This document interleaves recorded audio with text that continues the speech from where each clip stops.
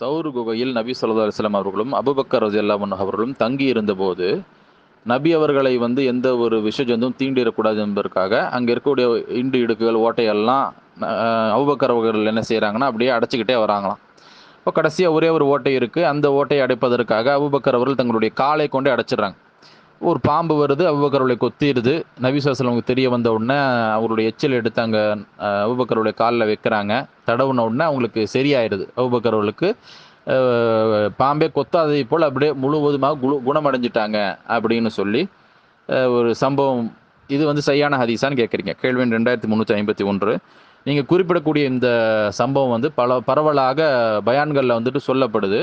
நான் இப்படிப்பட்ட ஒரு சம்பவம் ஹதீஸ் நூல்களில் எங்கேயுமே இருக்கா அப்படின்னாக்கா கிடையாது. எந்த ஒரு ஹதீஸ் நூல்லையுமே இப்படிப்பட்ட ஒரு சம்பவம் வந்துட்டு இல்லை.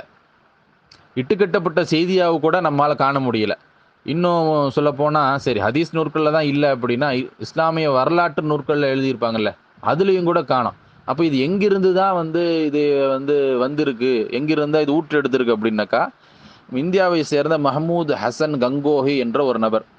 இவர் வந்து ஒரு 1996 தான் மரணிக்கவே செய்கிறார். இவர் வந்து மல்ஃபூசாத் ஃபக்கீஹுல் உம்மத் அப்படின்னு சொல்லி உருதுவில் ஒரு கிதாப் எழுதியிருக்கிறார். ஒரு 500 பக்கம் கொண்ட ஒரு புக்கு. இதில் வந்து 600 பக்கங்கள் கொண்ட ஒரு புக்கு.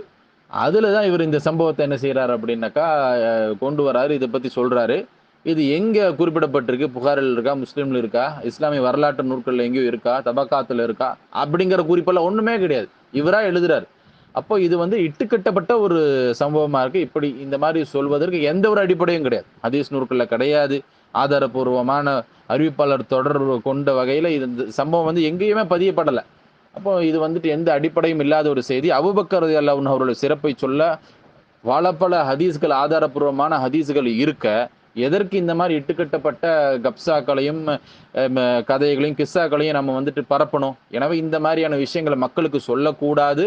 மாறாக ஆதாரபூர்வமான நபிமொழிகளில் என்னென்ன சம்பவம் இருக்கோ அதை எடுத்து மக்களிடத்துல நம்ம வந்துட்டு சொல்லுவது தான் சரியானது. இது வந்துட்டு இட்டுக்கட்டப்பட்ட ஒரு சம்பவமா இருக்கு. ஹதீஸ் நூல்களில் கூட இல்லாத ஒரு சம்பவமா இருக்கு.